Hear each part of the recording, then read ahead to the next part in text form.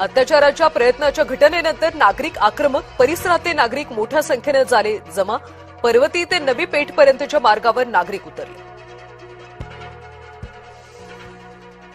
नवले पूल परिसरात आंदोलनाला बंदी. पोलीस आयुक्त अमितेश कुमार यांचे आदेश. पुणे अत्याचाराच्या घटनेवर चित्रा वाघ यांचा संताप. घरातही लेकरं सुरक्षित नाहीत हा प्रश्न अस्वस्थ करतो.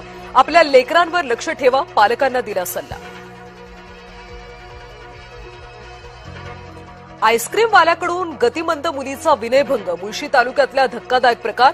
फरार आईस्क्रीमवाल्याला ग्रामस्थांनी शोधून काढलं.